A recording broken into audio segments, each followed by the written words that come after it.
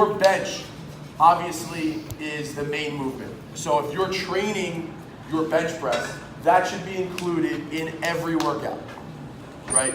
Your rep ranges, your intensity, all of that other stuff is what is going to vary, and that's what comes within your programming. But if you are training your bench, you should be benching, okay? It's the other things, the assistance movements, that are training the different parts of your bench, right? So if you want to think of your bench, it comes into really three parts: the press off your chest, your mid-range, and then your lockout. So from here to here is really your press off your chest. Then it's really called your transition. So your transition from your press to lockout, and then your lockout. So your assistance movements should be things that you're doing to train your weak points of your bench press. So in some cases, people are very slow or very weak off their chest, but once the bar gets moving, they lock everything out. They have no problems locking out. Other people, right, the bar flies off their chest and then just stops moving at the top. So they have a weak lockout. Right? Other people, they have that issue transitioning from their press off their chest to their lockout. So what you need to do is, if you're not working with somebody or someone's not looking at your benches, you need to kind of gauge as to where your lift starts to get hard. Okay? So do you have a real issue pressing the bar off your chest? If you miss a bench, does it not move? Or does it only get like right off your chest and then you stop? Right?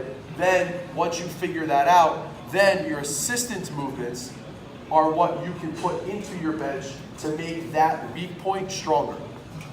Okay? So I'm going to give you one for each. If you're weak off your chest, one assistance movement that I really like to have people do are called, what's actually for the 1-inch pauses?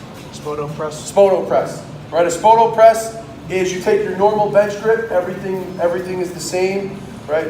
Josh can take the bar, and instead of touching the bar and pausing on his chest, he's actually going to pause 1 inch off of his chest. And he's going to hold it there for 1 Mississippi, 2 Mississippi, and then he's going to come back and press back up.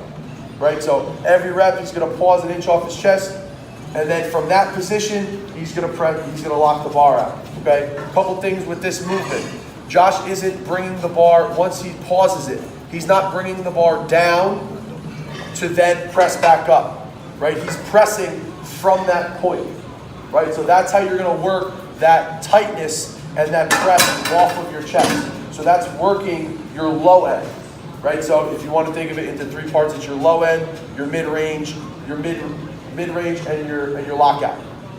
Okay, so this is a lower end assistance movement.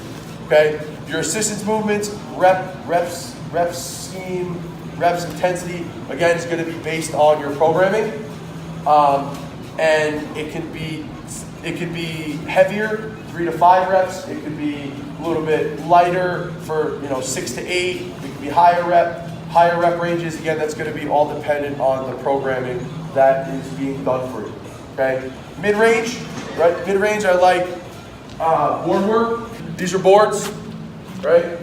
The boards mimic the different parts of your bench, okay? So if Josh were to bench to this board, he would bench in the exact same way as if there was no board on his chest. So if Josh did a rep and I pulled the board, he would end up in the exact same position.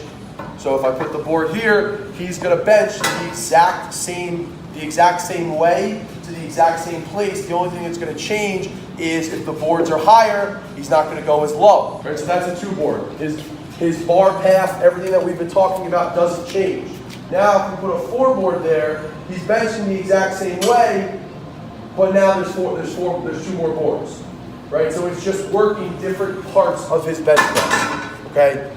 The higher the boards, the higher of your lockout that you're working. So typically, I would say 2-board is really your mid-range, and then 3, 4, 5 board is your lockout. Okay? What boards to use are going to be dependent on your weak points. Right? So if you know you miss around the middle, I would suggest using maybe 2-board or a 3-board. If you miss towards the top, I would suggest maybe a 4-board or a 5-board. All right, so boards are going to be dependent on the individual. Okay, so if you know you miss in the middle, you're going to use the middle range boards. If you're going to miss at the higher end, you're going to use the higher end boards. Again, though, when using boards, nothing changes in terms of your setup or in terms of your technique. It's exactly the same. So you're lowering the bar exactly how you would, and then you're just stopping and pausing on the board. Okay? There's certain things that you can do to kind of work the entire range, where you can go 1, 2, 3, 4, 5 board, right? But again, that's going to be later on down the road to just work different parts of your bench. No, I was just curious your take on, like, some people kind of like sink it into the board and then kind of launch it up versus staying tight on the board, or like a loop. There's 2 trains of thought in terms of board pressing. There's what Josh was doing before, which is what I would recommend to do, where you're staying tight and you're benching to the board and you're coming back up. Then there's another way where you like basically let it like sink and like let the board dip in. And I would suggest, I wouldn't suggest that for raw benching. I'm sure you guys have seen me in my shirt walking around like a T-Rex. Okay, I would say that like dip into the board is more for like the geared bench press training to kind of mimic the bench shirt. But in terms of, for you guys, just if you're not familiar with the bench or just want to increase your bench, I would say the more you can stay tight in general, whether it's to a board, whether it's a spoto press, whether there's bands on, whether there's chains on, whatever, however you guys want to bench, right? I suggest the more you can stay tight, the tighter you can be, the better off your bench is going to be.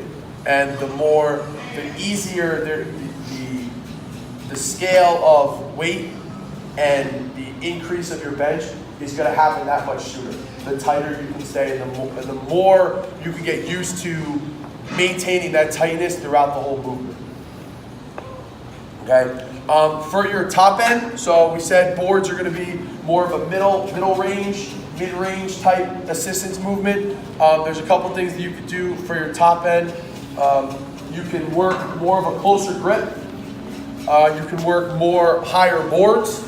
So one thing that I really like is close grip. So wherever you normally would grab the bar. So if you're middle of the road here, you would grab it in all the way in. Right, and then you can go higher boards, and that's going to work more of your top end, your triceps, and your front delts, which are going to help you on your lockout of your bench. There's other things that you can do later on down the road. I'm sure you guys, hanging bands, like we do those sometimes. I'm sure you've seen us use those sometimes when we squat and deadlift. You can also do that when you bench, where you hang bands from above.